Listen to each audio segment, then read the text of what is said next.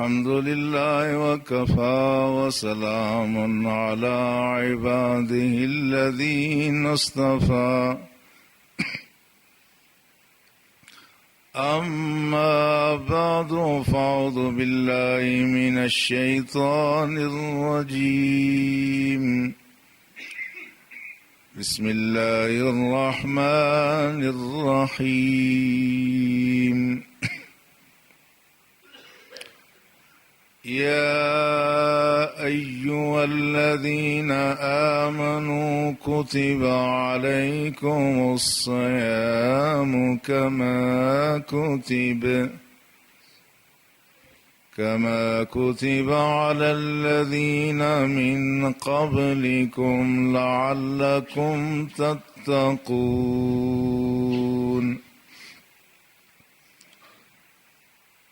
صدق الله مولانا العظيم. قال الله تبارك وتعالى في شان حبيبه الكريم إن الله وملائكته يصلون على النبي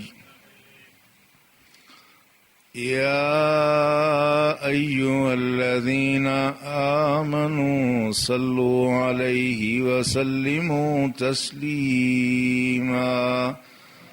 اللهم صل على سيدنا ومولانا محمد وعلى آله وأصحابه أجمعين.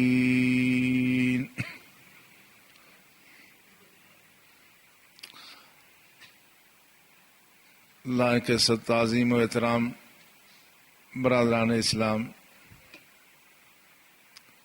آج رمضان المبارک کا پہلا جمعہ ہے. پہلے رمضان المبارک سے لے کر اب تک، بالخصوص اب مساجد میں اہل ایمان کی حاضری دیکھ کر کے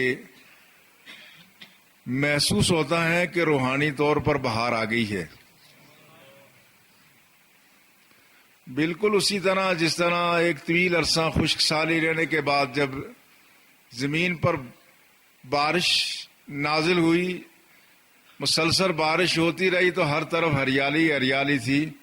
آج بھی روحانی طور پر جہاں ہمارے باطن، ہمارے نیک اعمال کی کمی کے باعث، اللہ کی کوتاہی کے باعث ہماری دل کی دنیا ویران ہو گئی تھی، اب لگتا ہے کہ آباد ہونی شروع ہو گئی ہے.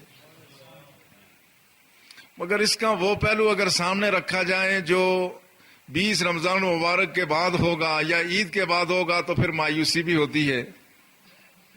اس لیے ان ساری چیزوں کو شعوری طور پر سمجھنے کی ضرورت ہے کہ یہ سارا انتظام جو اللہ جل شانہ نے فرمایا یہ کسی خاص مقصد کے لیے ہے، اور اگر وہ مقاصد پورے نہ ہوں تو بات ادھوری رہ جائے تو اس کے اثرات اور نتائج سامنے نہیں آتے. پچھلے جمعۃ المبارک کے خطبات میں یہ گزارش کرنے کی کوشش کرتا رہا کہ انسان وہ واحد مخلوق ہے کہ اس کی شخصیت کے دو پہلو ہیں. ایک اس کا جسمانی ہے، دوسرا اس کا روحانی ہے. ایک اس کا ظاہری ہے پہلو، دوسرا اس کا باطنی پہلو ہے. ان جسمانی پہلوؤں پر بھی اور روحانی پہلوؤں پر بھی اثرات مرتب ہوتے ہیں. ہماری جسم کی خوراک بھی ہے، جسم کی بیماریاں بھی ہیں. ہماری روح کی خوراک بھی ہے، روح کی بیماریاں بھی ہیں. اور جس طرح جسمانی خوراک اگر کسی شخص کو بچپن سے لے کے عمر کے ہر حصے میں مناسب خوراک نہ ملے تو وہ شخص جسمانی طور پہ کمزور ہو جاتا ہے. اور اگر طویل عرصے تک جسمانی خوراک کی کمی کا آدمی شکار رہے تو آپ نے یہ مختلف علاقے ممالک جہاں پر ایتھوپیا وغیرہ میں کیسا لوگ دیکھیں انسان ہماری طرح سے ہیں مگر ان کے جسم پر گوشت کے بجائے ہر طرف ہڈیاں ہڈیاں معلوم ہوتی ہیں. ان کے جسم کی خوبصورتی، ان کے چہرے کا حسن و جمال سارا وہ مدھم پڑ جاتا ہے خوراک نہ ملنے کی وجہ سے. بالکل اسی طرح سے ہمارے روحانی نظام میں بھی یہ خوراک ہے، اور وہ خوراک اگر کسی مومن کو ایک عرصے تک نہ ملے تو پھر اس کے نتیجے میں ایک مرحلے پہ جا کے جو آدمی کا ایمانی وجود ہے وہ اسی طرح سے ہو جاتا ہے جس طرح ایتھوپیا کے لوگوں کے اجسام ہوتے ہیں. اور آپ نے سنا اور پڑھا دیکھا کہ پھر آخر بہت لوگ اس اپنی خوراک کی کمی کے باعث ہلاک بھی ہو جاتے ہیں، بچے خاص طور پہ ہلاک ہوتے ہیں. اسی طرح سے روحانی طور پر بھی آدمی ہلاک بھی ہو جاتا ہے. یہ الگ بات ہے کہ آدمی کو اس کا احساس نہ ہو.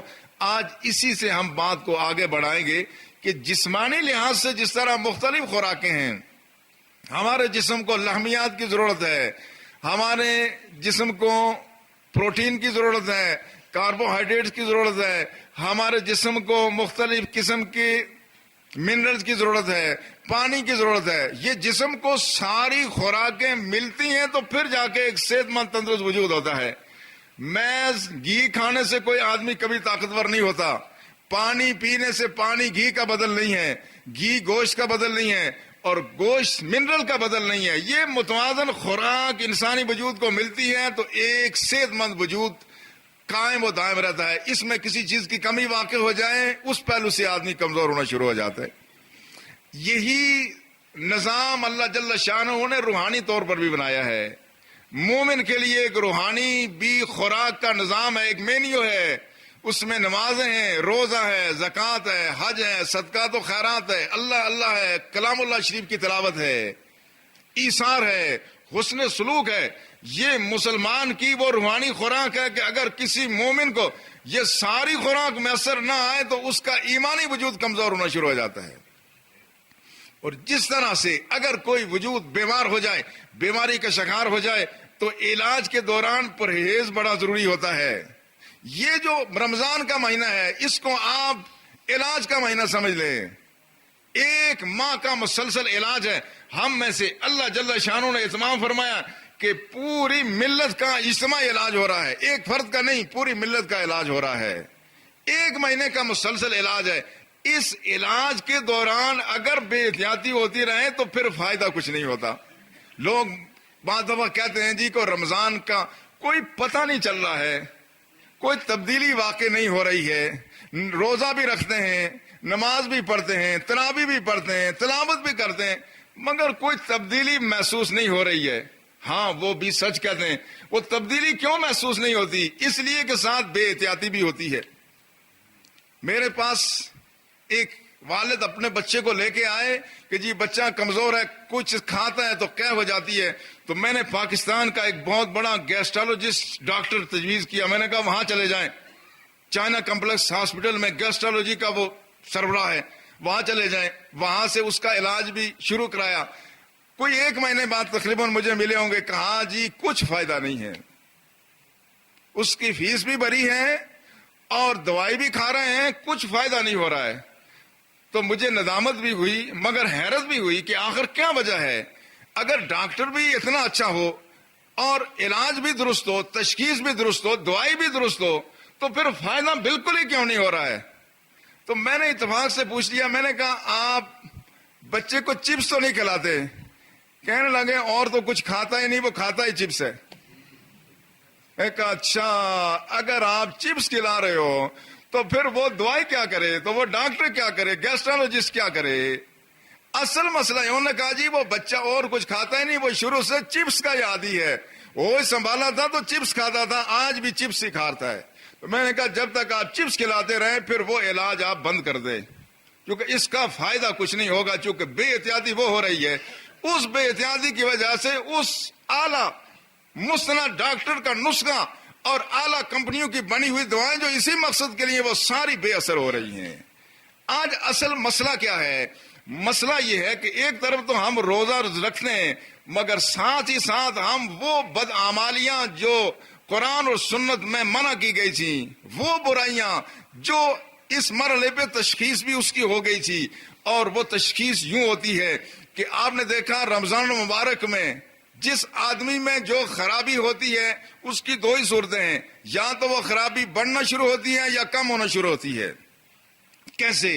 وہ لوگ جو اس سے پہلے، میں سارے دکانداروں کی بات نہیں کرتا، مگر ایسے کاروباری حضرات جو پہلے منافع لیتے تھے، اب رمضان شریف میں ان کی کینچی اور تیز ہو گئی ہے، اب منافع کا تناسب بڑھ گیا ہے۔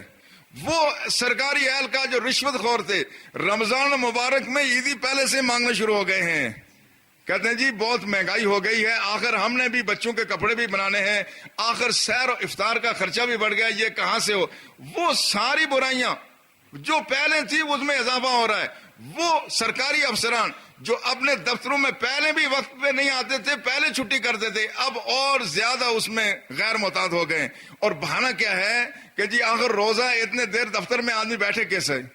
یہ ساری برائیاں جو پہلے ہم میں موجود تھی، اب ان برائیوں کا اور زیادہ اظہار ہو رہا ہے۔ اب یہ ساری برائیاں اگر اپنے طور پر ہوں اور پھر ہم یہ کہیں کہ اس رمضان کے روزے کا اثر نہیں، اثر کیا ہوگا؟ کوئی شخص اگر روزہ بھی رکھے، تلاوت بھی کرے، اور ساتھ ہی ساتھ وہ تراویح بھی پڑھے، مگر رشوت بھی لے، اور رشوت اسی مال سے سحری بھی کرے، افطار بھی کر دے، روزہ بیچارہ کیا کرے گا؟ یہ روزہ کتنی آخر تبدیلی لائے گا؟ یہ تبدیلی نہیں آ سکتی۔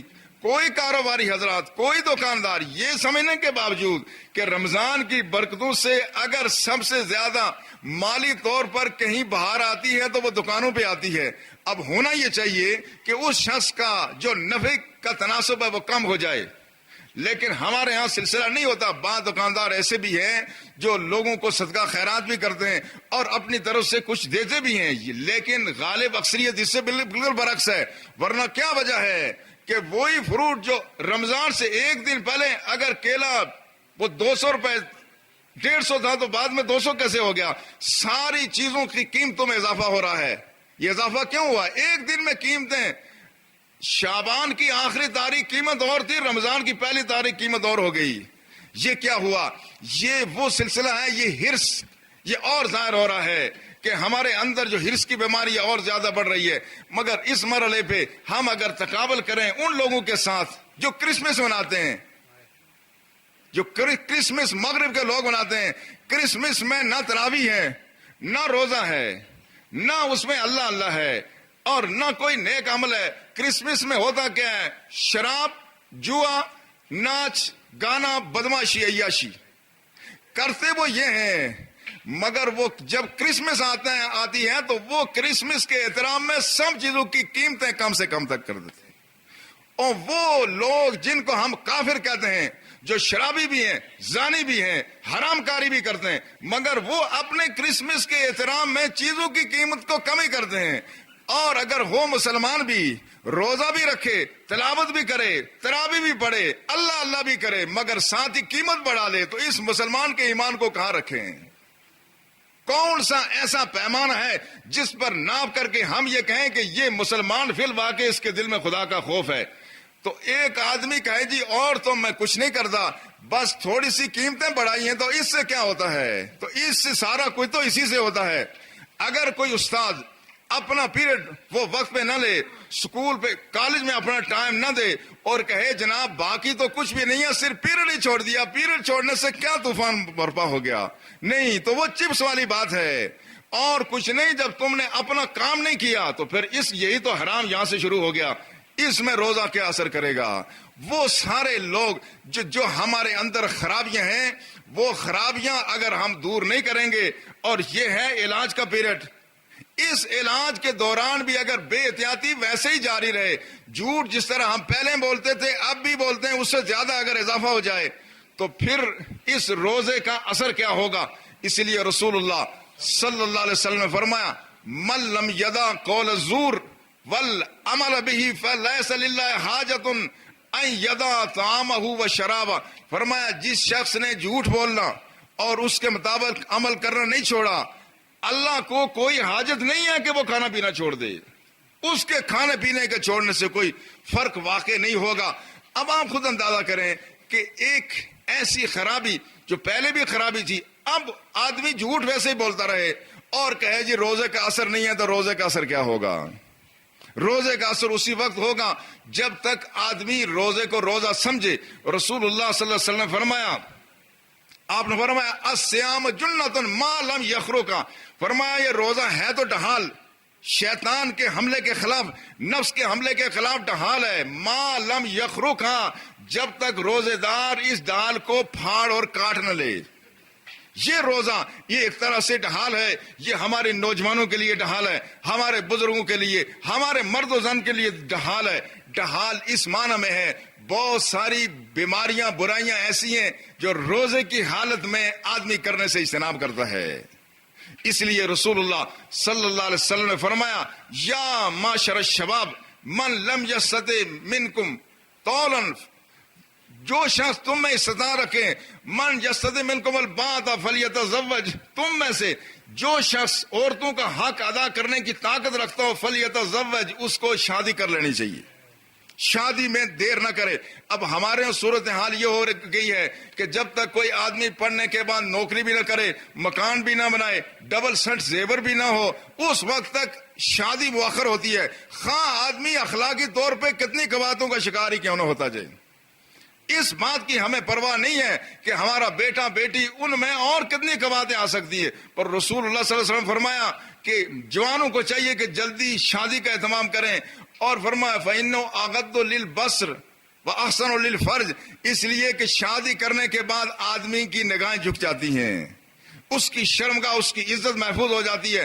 لیکن فرمایا فَمَن لَّمْ يَسْتَطِعْ مِنكُمْ فَعَلَيْكُمُ الصَّوْمُ فَإِنَّهُ لَهُ وِجَاءٌ، فرمایا جو نوجوان شادی کی استطاعت نہ رکھتا ہو اس کو چاہیے کہ وہ روزہ رکھے، یہ برائی کا راستہ روکے گا. تو یہ روزہ ایک طرح سے ڈھال ہے، لیکن جب تک روزہ رکھنے والا اس روزے کے آداب اور احترام کا خیال رکھے، اگر اس کا احترام نہیں ہوگا پھر روزے کے اثرات کم سے کم تر ہو جائیں گے. اس لیے رسول اللہ صلی اللہ علیہ وسلم نے اس پہ تاکید فرمائی کہ کوئی شخص جب روزہ رکھے، اگر کوئی شخص ان قاتل احد اور شاتمہ اور صابہ، روزے دار سے کوئی آدمی لڑنے لگے، کوئی اس کو برا بھلا کہے، کوئی اس کو گالی دے تو وہ کیا کہے، یہ نہیں کہ ایک گالی کے بدلے میں 3 دے اور کہے کہ روزے سے ہوں، نہیں بھائی کہ ان نمرون صائمون کہے بھائی میں تو روزے سے ہوں، میں تو نہیں لڑ سکتا، میں تو جواب نہیں دے سکتا.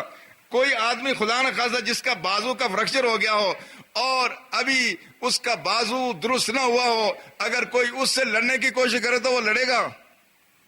نہیں لڑے گا، کہے گا یار بات یہ ہے، غصہ تو مجھے بھی آیا، تم نے میری بے عزتی کی ہے، لیکن اپنے بازو کی طرف دیکھتا ہوں تو پھر لڑنے سے میں باز رہوں گا، اس لیے کہ میں لڑوں گا تو نقصان میرا ہو جائے گا. جب ہم یہ سمجھتے ہیں کہ یہ رمضان کا مہینہ، یہ علاج کا مہینہ ہے، اگر اس علاج میں بھی بے احتیاطی ہو گئی تو بے احتیاطی کے نتیجے میں پھر رمضان کے روزوں کا فائدہ نہیں ہوگا. وہ مقصد جس کے لیے رمضان کا روزہ فرض ہوا تھا وہ مقصد پورا نہیں ہوتا. اور پھر یہ بات بھی مد نظر رہے کہ جسمانی طور پر جس طرح کسی کو کوئی بیماری لاحق ہو جائے تو پھر اس کی زندگی خطرے میں ہو جاتی ہے. اب قرآن نے اس کو جب روزے کے احکامات بتائے، وَمَنْ كَانَ مِنْكُمْ مَرِيضًا أَوْ عَلَىٰ سَفَرٍ فَعِدَّةٌ مِّنْ أَيَّامٍ أُخَرَ، یہ دین فطرت ہے. اس نے انسان کی ضرورتوں کو، کمزوریوں کو، مجبوریوں کو کیسے سامنے رکھا. فرمایا فَمَنْ كَانَ مِنْكُمْ مَرِيضًا، روزہ فرض ضرور ہے لیکن تم میں سے جو آدمی مریض ہو یا سفر کی حالت میں ہو، فَعِدَّةٌ مِّنْ أَيَّامٍ أُخَرَ، تو وہ بعد کے دنوں میں اتنے روزوں کی قضا کر لے. اور اگر خدا نہ خواستہ کوئی ایسا شخص ہے کہ جو وَعَلَى الَّذِينَ يُطِيقُونَهُ فِدْيَةٌ طَعَامُ مِسْكِينٍ، وہ لوگ جو بڑی مشکل سے روزہ رکھتے ہیں ان کے لیے فدیہ ہے ایک مسکین کا کھانا، مسکین کا کھانا ہے. اب اس میں ذرا آپ اس پہلو کو بھی مد نظر رکھیں، یہ دین کتنا جامع ہے. روزہ ایک الگ عبادت ہے، کسی کو کھانا کھلانا یہ ایک الگ صورت ہو گئی. روزہ نام ہے کچھ نہ کھانے کا اور فدیہ دینا یہ نام ہے کسی کو کچھ کھلانے کا. باتیں دو مختلف ہو گئیں، مگر دین اسلام نے جو ہمیں ضابطہ دیا اس میں یہ ساری چیزیں مشترک ہیں. ایک آدمی روزہ نہیں رکھ سکتا، اس نے کسی مسکین کو کھانا کھلا دیا تو اللہ اس روزے کی تلافی مسکین کو کھانا کھلانے سے کر دے گا. اللہ کی ذات اس کو اجر و ثواب عطا فرمائے گی. اور فرمایا کہ جو اس میں خوشی سے کچھ زیادہ دے دے اس کو اللہ اور اجر و ثواب عطا فرمائے گا.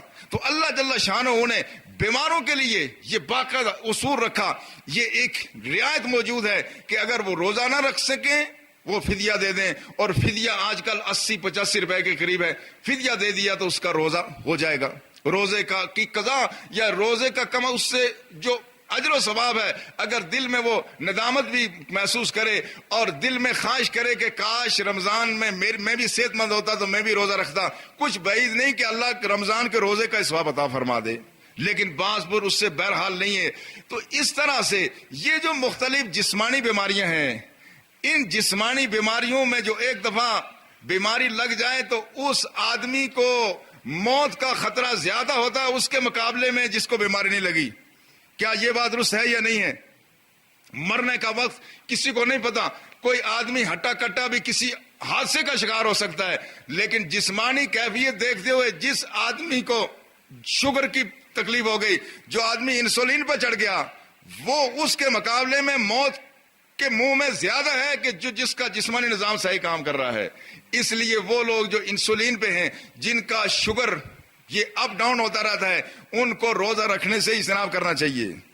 اس لیے کہ اگر وہ روزہ رکھیں گے, وہ لوگ جن کی شوگر اپ ڈاؤن ہوتی ہے, شوگر کا جن کو پرابلم ہے, تو اگر وہ روزہ رکھنے کے بعد دوائی لے لیں گے, انسولین وہ لے لیں گے, تو ان کا اس وقت تو لیول ٹھیک ہو جائے گا, مگر 12 بجے کے بعد بہت نیچے آ جائے گا.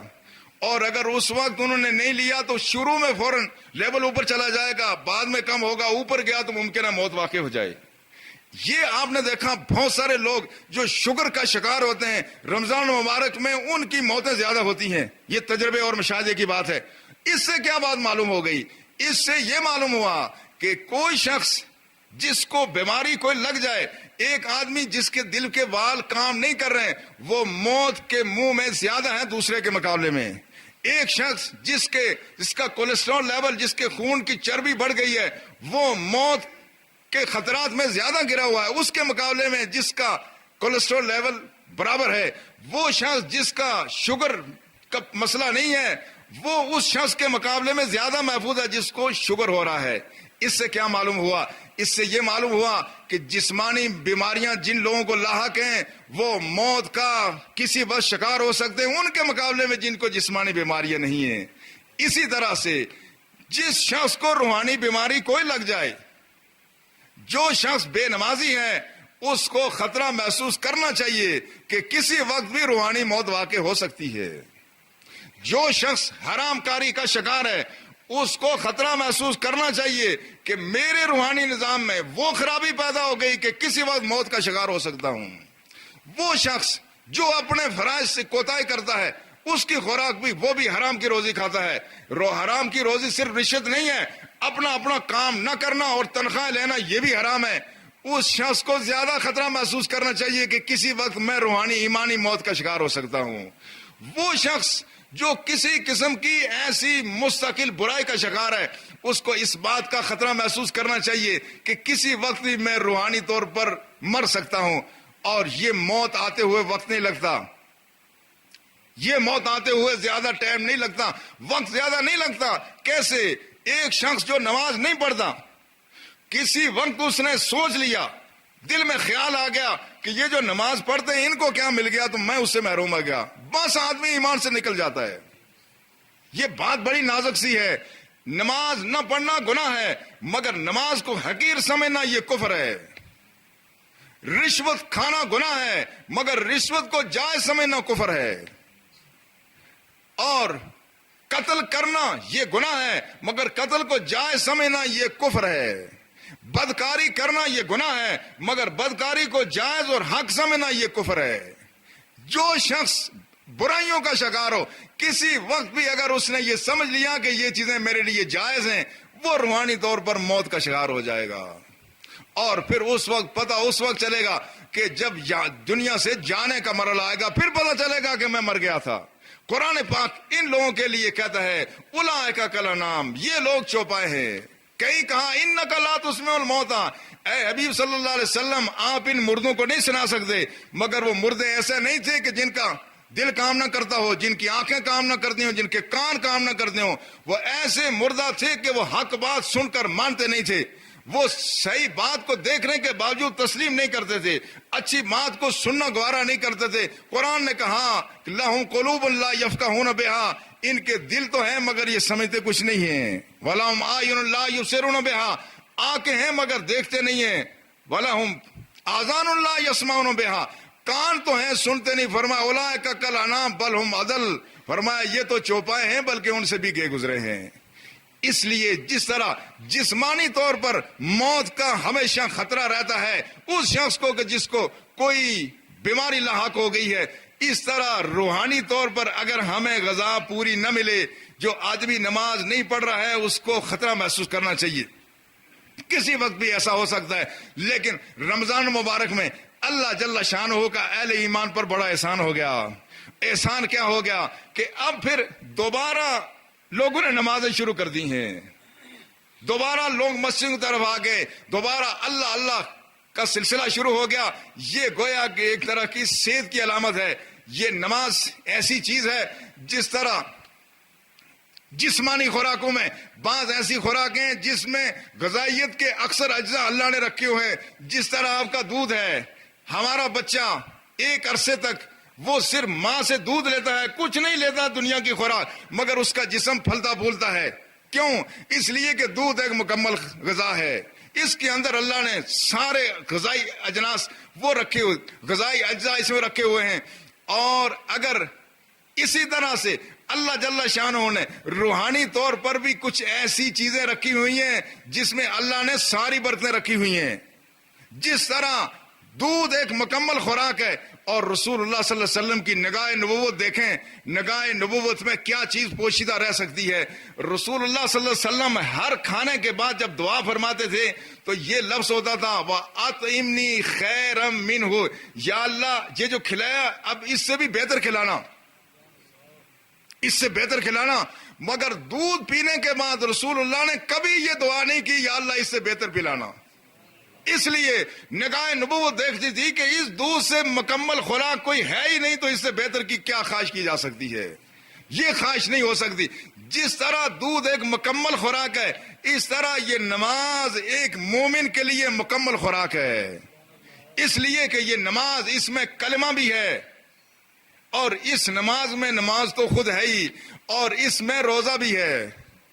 جب تک آدمی حالت نماز میں ہے وہ ساری چیزیں جو روزہ توڑتی ہیں وہ ساری چیزیں نماز بھی توڑتی ہیں۔ اس نماز کے اندر اللہ نے روزہ بھی رکھا ہوا ہے، وہ چیزیں جو روزے کے منافی ہیں وہ نماز کے بھی منافی ہیں۔ اور پھر اس میں اللہ نے حج کی حقیقت بھی رکھ دی ہے۔ حج کی حقیقت کیا ہے؟ حج کی حقیقت ہے بیت اللہ میں حاضری، مگر نماز میں جب تک آدمی بیت اللہ کی طرف رخ نہ کرے اس وقت اس کی نماز نہیں ہوتی۔ یہ نماز اپنے اندر اخلاقیات کا وہ ایک سمندر رکھتی ہے کہ کوئی شخص توجہ کے ساتھ نماز پڑھ لے، پنجگانہ نمازیں ہماری بے شمار برائیوں سے ہمیں نجات دے سکتی ہیں۔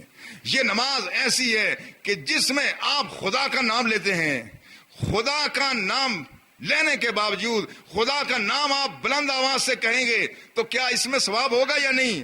در و دیوار گواہ ہوں گے۔ مگر حالت نماز میں کوئی شخص جب نماز پڑھ رہا ہو، ساتھ دوسرا آدمی ہو، تو اتنے زور سے اللہ کا قرآن پڑھنا کہ دوسرا سنائی دے، یہ شرعن حرام ہے، یہ ناجائز ہے۔ ایسا قرآن پڑھنا جس میں دوسرے آدمی کی نماز میں خلل ہو، یہ شرعن مکروہ اور ناپسندیدہ عمل ہے۔ اور مسلمانوں جب اللہ کا قرآن آدمی اتنا زور سے نہیں پڑھ سکتا، دوسرے کو اذیت ہو تو دوسرے کا حق مار رہا ہے، یہ مسلمان کے لیے کیسے جائز ہو سکتا ہے؟ یہ نماز ایک طرح سے پورا یہ آداب کا ایک نظام ہے، یہ پوری روحانی اخلاق کی تربیت کرتی ہے۔ تو یہ نماز ہمارے لیے یہ روحانی تربیت کا ایک ذریعہ ہے۔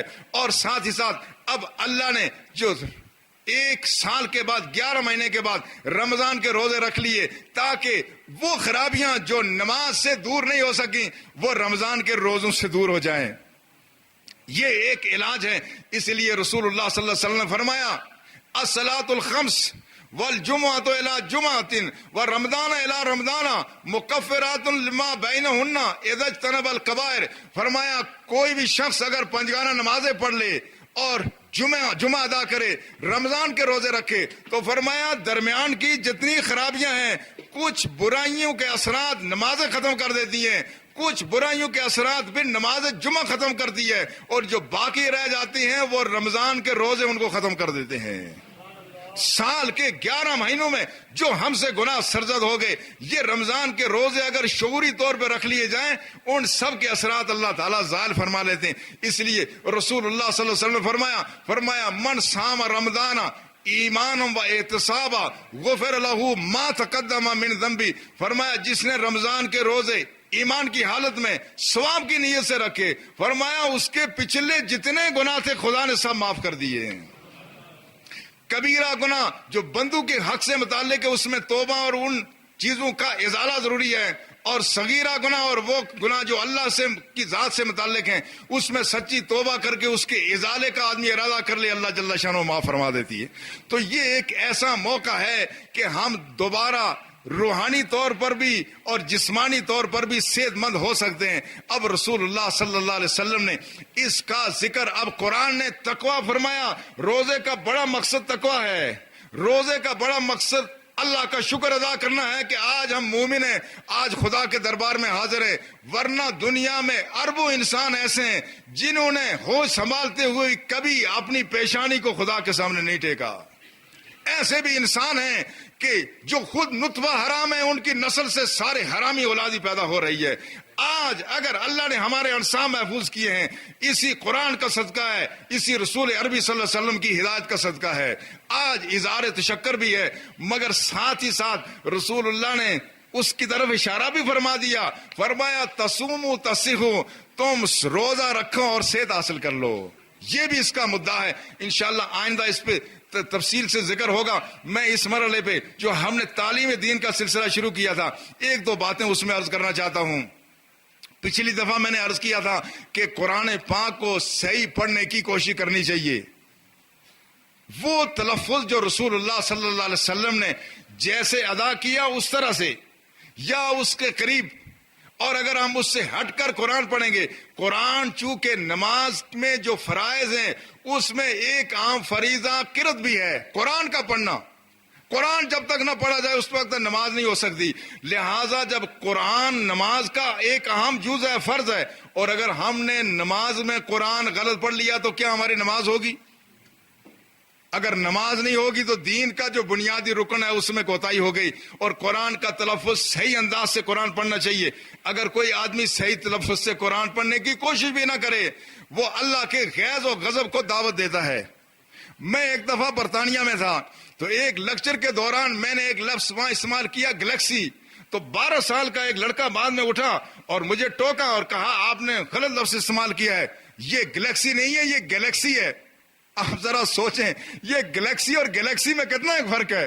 مگر 12 سال کا بچہ جو انگریزی جس نے پڑھی بولی، جو انگریز سرزمین میں پیدا ہوا، اس کی طبیعت پر وہ چیز ناگوار گزری کہ میری زبان کا لفظ غلط ادا کیا گیا ہے۔ خدا کے بندو، جب ہم قرآن پڑھتے ہیں اور اگر قرآن کو اتنا پکار کے پڑھتے ہوں گے تو کیا اللہ کی ذات کا غیظ و غضب ہماری طرف متوجہ نہیں ہوتا ہوگا کہ ان بندوں نے دنیا کے سارے کام تو اچھے کر لیے ہیں، اب دنیا کی فکر ہے، مگر ہمارا قرآن آج تک صحیح نہ پڑھتے ہیں نہ پڑھنے کی فکر ہے۔ اس لیے اس حدیث کا مصداق نہ ہو جائے کہ بہت سارے لوگ قرآن پڑھتے ہیں تو قرآن ان پر لعنت کرتا ہے۔ اس لیے کب قرآن کو درست کرنے کی کوشش کریں، اور قرآن کو درست کرنے کی کوشش کی جائے، جو جتنی بھی کوشش ہوگی انشاءاللہ اس کا فائدہ ہوگا۔ رمضان مبارک یہ ایک اہم موقع ہے کہ ہم اپنے قرآن کے تلفظ کو صحیح کرنے کی کوشش کریں، کہ یا تو بہت اگر بہتر رسول اللہ کے تلفظ کی طرح ہو جائے تو کیا کہنا، نہیں تو اس کے قریب قریب جیسے بھی ہو چکا، اگر قرآن صحیح نہیں ہوگا تو نماز درست نہیں ہوگی۔ دوسرا ایک مسئلہ پچھلی دفعہ میں نے گزارش کیا تھا، اس کو میں نے اذان کے ساتھ متصل کر دیا، تو لوگوں نے یہ سمجھا کہ جب تک فجر کی اذان کسی مسجد میں ہو اس وقت تک سحری کھاتے رہو۔ حالانکہ اذان اصل نہیں ہے، اصل چیز وقت ہے۔ اگر کسی بھی جگہ جب وقت پورا ہو گیا، آج کتنے منٹ پر جا کے سحری بند ہوگی؟ کہہ رہے 3:33 پر۔ اس جو وقت ہو جائے اس کے بعد پھر کھانا پینا شرعاً جائز نہیں ہے۔ اگر کوئی اذان کسی مسجد میں خدا نہ خواستہ 10 منٹ لیٹ ہو جائے تو یہ نہیں آپ نے اذان کو نہیں دیکھنا ہے، آپ نے وقت کو دیکھنا ہے.